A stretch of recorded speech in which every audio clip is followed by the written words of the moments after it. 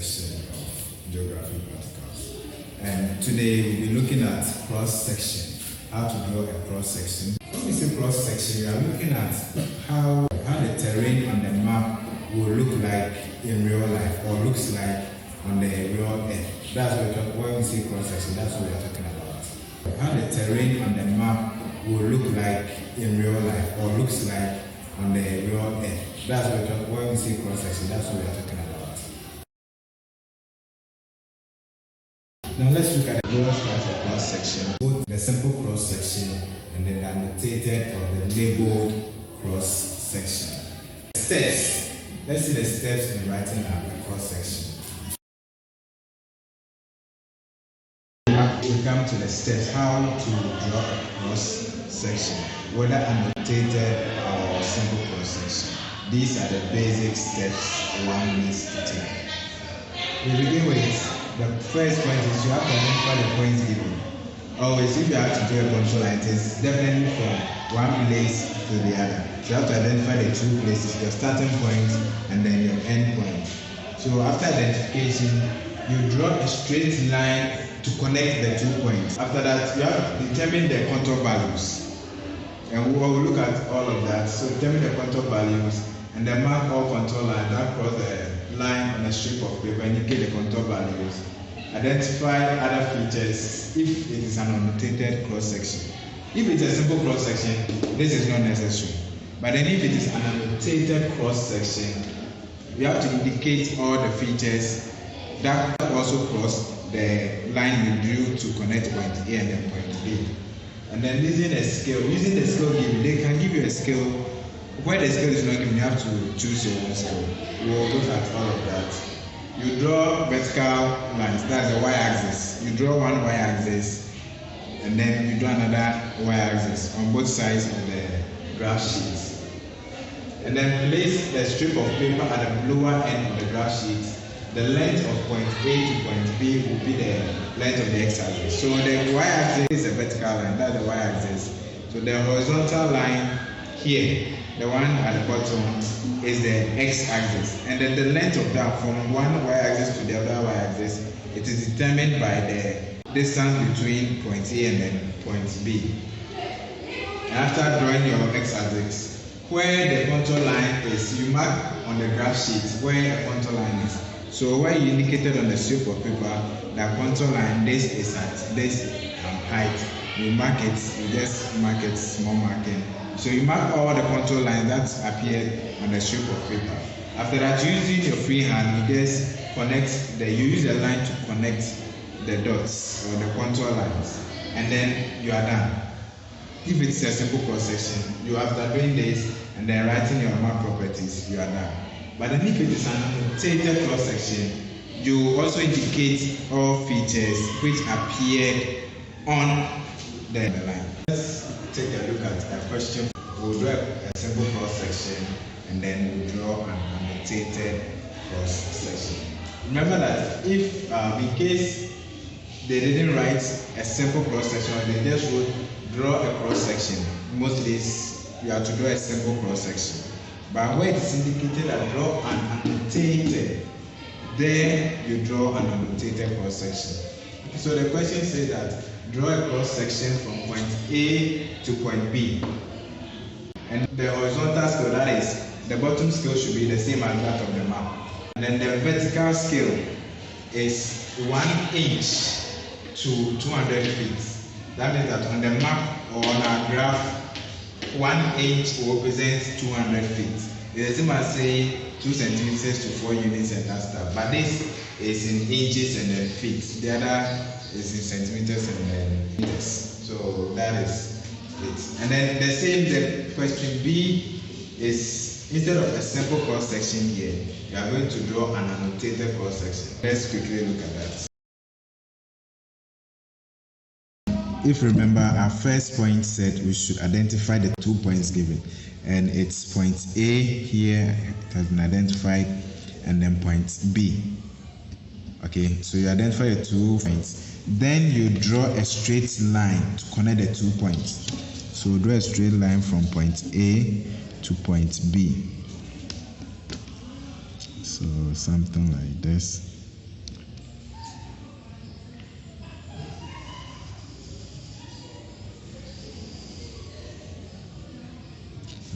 Here we have a straight line connecting point A to point B.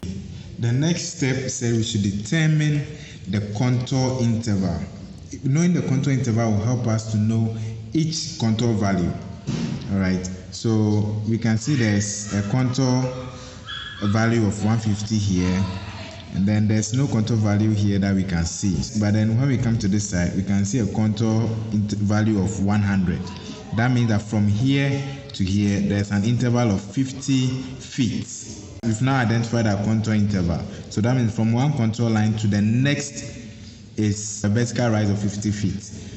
So that means that from here to here, it's 200, because it is increasing. As we can see, it is increasing from here. It increases, then here. So this is 200, and then 250. This is 300. The same 300, 250, 200, and then 150. Because you can see this is the highest point, the peak, and then it will decrease from here. Having identified our contour intervals, we've also been able to determine the contour values of all the contour lines. So we have 200, 250, 300, 300, 200, 250, 250, 200, 150, 100, and then 100, and then another 100, then point B. Okay, now let's also try to identify all the features apart from contour lines, all the features which also cross the line. So we have here a footpath. It is a minor footpath. When you check from the legend, it's a minor footpath. And then the line goes up to here, and here it meets a major footpath, and as well as a water body, a river or a stream. It's a water course, and then another minor footpath, and then point B. So we have contour lines 1, 2, 3, 4, 5, 6, 7, 8, 9, and then 10. 10 contour lines, and then 1, 2, 3, 4 other features crossing the line. Let's quickly get a strip of paper and then mark all these on that strip of paper. On a strip of paper, let's first mark, place it alongside. Let's first mark point A, so indicate A, and then point B, indicate as B. Now first, let's identify all the contour lines. There's one contour line here, and then another, and then another, and then another, and right alongside it is the footpath. I think they're even on the same, so the same thing, footpath here. Okay, so we move, then we meet another contour line, and then nothing, and then contour line, and then footpath, major footpath, and then river or stream, contour line, contour line, contour line, and then point B. Now let's try to identify the contour interval. So this, we know it's 150 feet. And then this line is both 200, as well as it meets with a minor footpath. So minor footpath.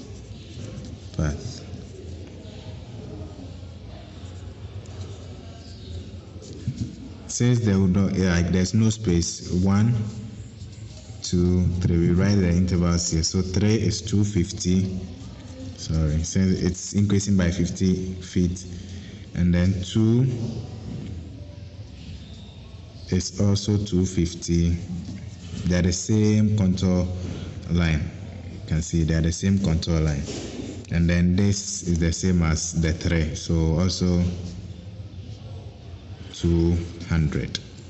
Okay, and then we come here and say 4, 5, 6, 7, 8, 9. So 4, 5, 6, 7, 8, and then 9.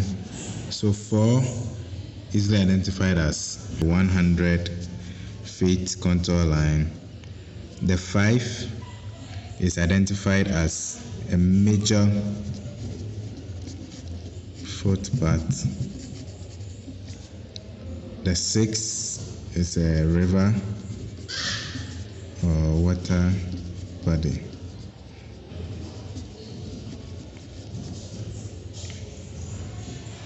So 4, 5, 6, 7 is the same 100 feet, and then 8, 100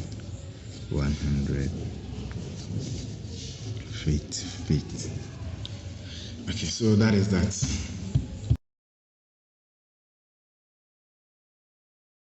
We are done with the map, so we quickly move to the graph sheet.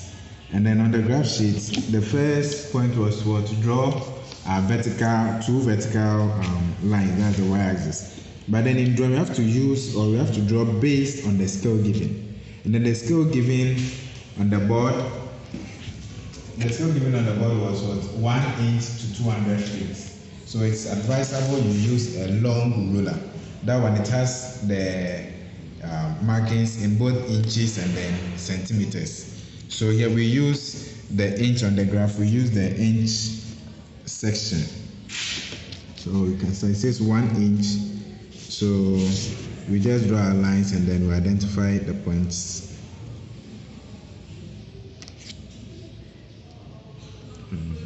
Start from here.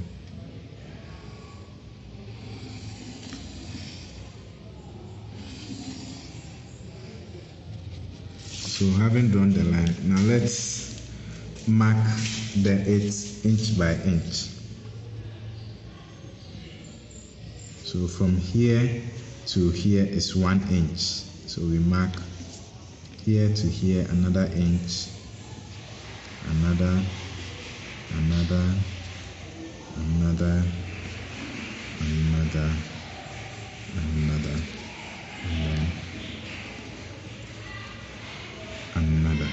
Good. Now you have your inches here. So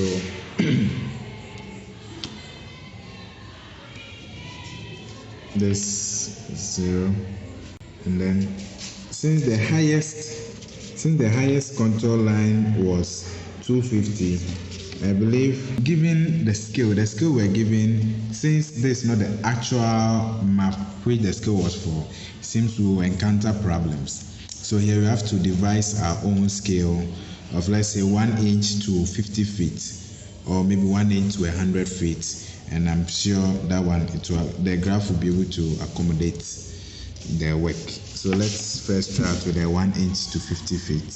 So 50, and then 100, 150, 200, 250, 300, and I think it's more than enough. Here we use our own scale because the scale I wrote was from a different question, and this is not the corresponding map.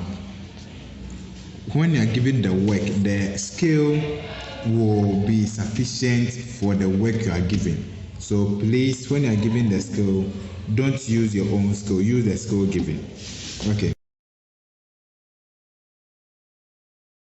We place a strip of paper here, then here. That means that the map starts from here and then ends here. So we mark, then we also mark here to get a straight line.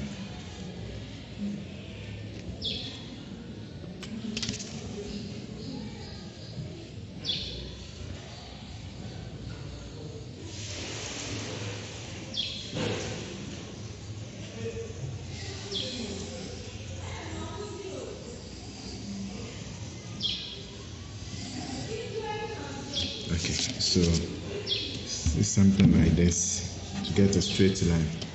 Now we are going to transfer everything onto the graph sheet. We are first doing the simple cross section.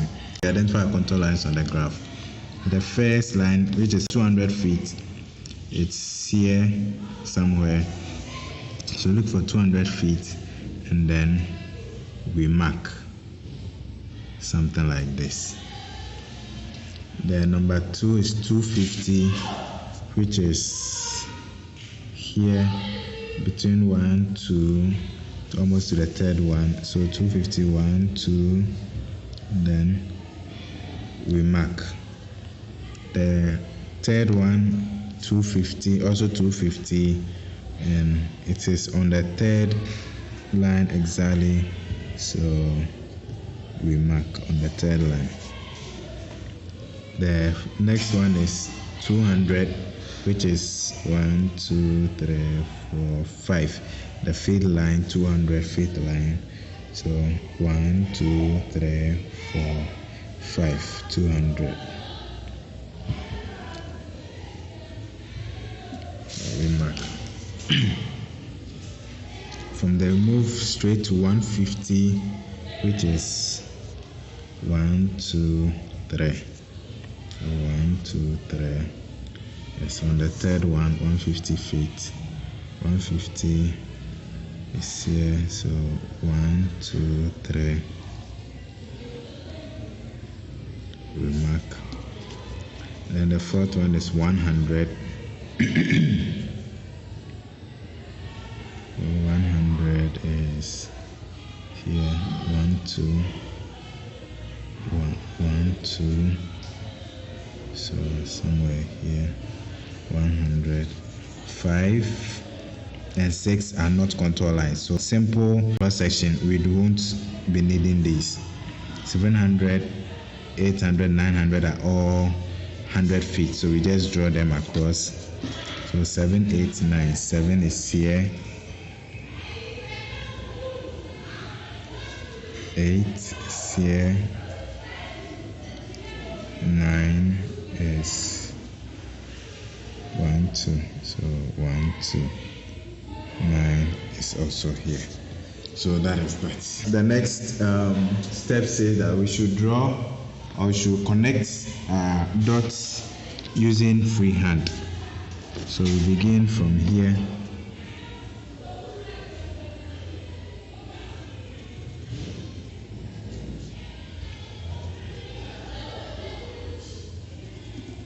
So here, and then it moves passing through here.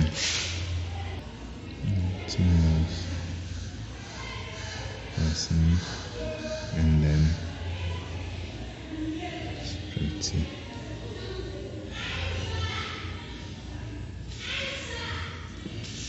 Okay, so this is how the land looks like. So after you are done connecting the lines, we just write a map title, don't forget. So simple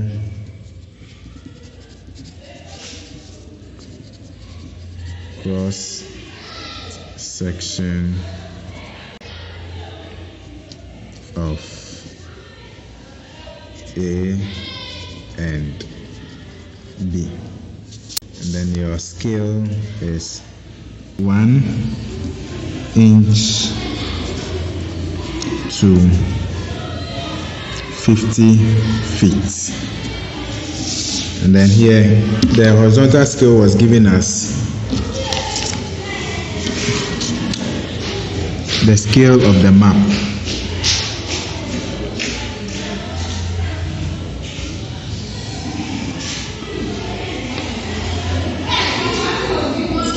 The horizontal scale was given as the scale of the map, so we just write the scale of the map, which is here. The scale of 1 is to 50,000, so we just copy the same thing there. 1 is to 50,000, and we have our title here, our scale here, our scale here.